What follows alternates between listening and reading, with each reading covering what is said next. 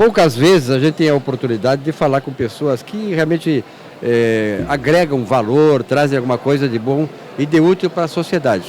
Eu estou aqui agora diante do Robson Morales e eu vou só dizer para vocês o que o Robson, o que ele já trilhou do ponto de vista de preparo para a sua capacitação profissional.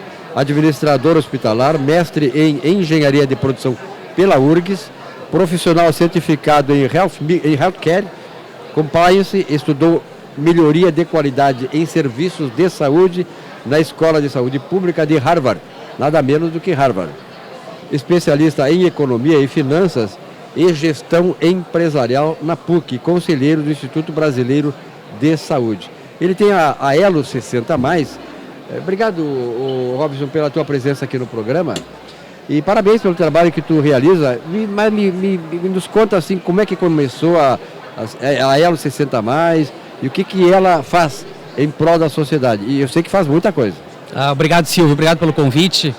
Então, a Elo 60+, ela nasceu em 2019, dezembro de 2019, vésperas do pior ano, uma né? premonição já, Foi.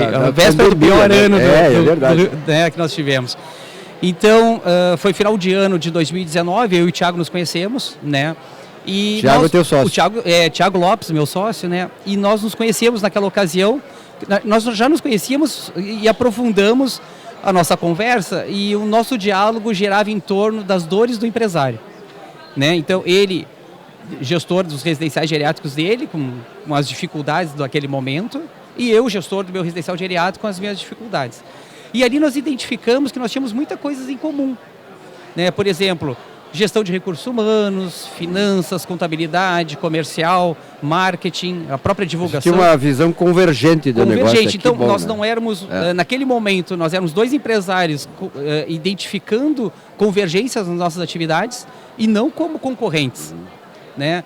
E naquele momento nasceu, né, teve a sementinha do nascimento da Elo de conexão, né, que vem com o objetivo de conectar os residenciais geriátricos nossos, né? E ali nasceu. Foi casual, né, a chegada da pandemia, que foi nosso primeiro desafio, né? Enquanto o mercado todo estava se estruturando, falta de luvas de procedimento, falta de álcool gel, nós conseguimos naquele momento comprar em grupo, comprar em volume. Então nós compramos por barateou valores... o custo, né? Certamente, né? Exatamente. Nós baixamos o custo em função do volume que nós passamos a comprar. Então ali foi a nossa primeira experiência, né? E logo depois, passada essa fase difícil aí da pandemia, a gente começou a estruturar a Elo para prestar serviços para os nossos residenciais, né?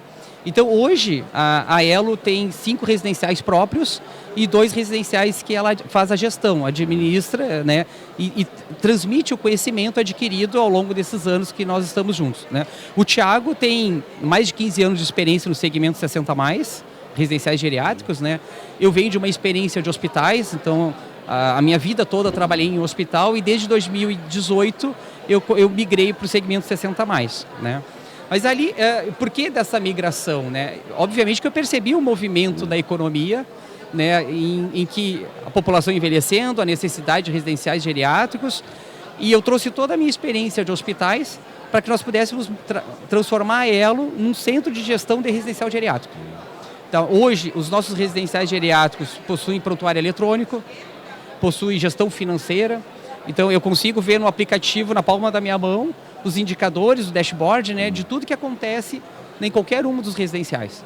Então, isso traz para o empresário uma tranquilidade, né, me permite estar aqui contigo. Claro, né, claro, verdade. E, obviamente, que eu assisto vários outros empresários que não conseguem tirar férias, que não conseguem se libertar, né, da atividade do dia a dia, porque eles estão diretamente envolvidos na operação do dia a dia. Então, eles são empresários, cuidam da operação, cuidam do tático e cuidam da estratégia.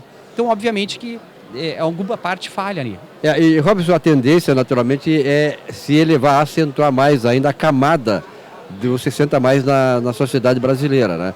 Essa digamos assim, um caminho que não tem volta. Qual é essa relação toda?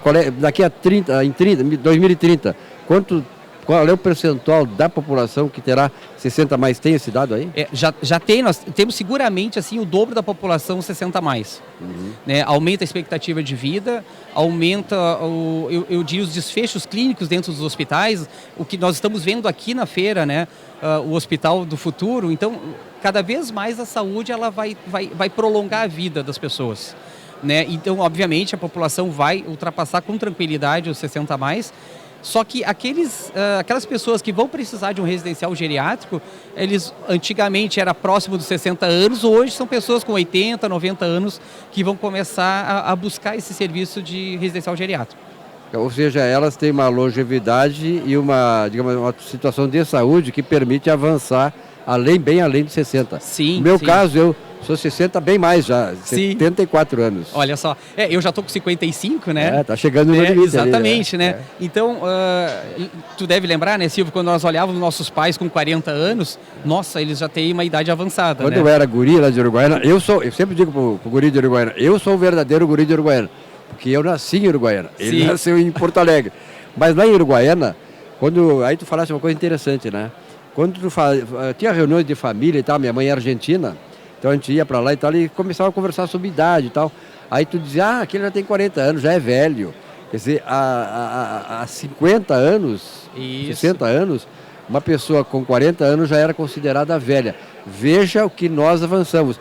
E graças, naturalmente, a essa evolução do mecanismo de prevenção, de uma rede hospitalar adequada, preocupação com a saúde, uma classe médica também preparada. Então, todos esses fatores ajudam, não é, Robson? E tem um outro movimento da economia que chama atenção, é que antigamente as famílias tinham 4, 5 filhos. Em um determinado momento da vida, a família se organizava e um dos filhos, normalmente a filha mais nova, cuidava do pai ou da mãe, ou da avó. Então ela ficava em casa e os outros irmãos se organizavam para garantir o sustento dela. Hoje, né, com esse movimento da economia, onde as famílias diminuíram, né, e temos vários pais de pet, né, as famílias não têm mais como cuidar dos pais, né? E é importante eu destacar para ti como nasceu o meu primeiro residencial geriátrico, né? Eu, filho único, precisando trabalhar, né? Claro, precisando cuidar da minha filha, precisando cuidar da minha vida, né? E eu era uma pessoa que sempre ouvia da minha mãe, né, não me deixa num asilo. Então eu cresci com isso, né? Então eu tinha aversão a residencial geriátrico, né? Eu enquanto filho, né? E para mim a vida foi me conduzindo de tal forma, a minha formação toda dentro de hospital, e eu percebendo esse movimento da economia, chegou um determinado momento que eu tive a oportunidade de ter o primeiro residencial geriátrico.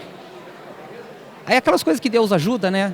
6 meses depois, a minha mãe teve uma queda dentro de casa, traumatismo craniano, e foi ser cuidada no meu residencial geriátrico. Vê só.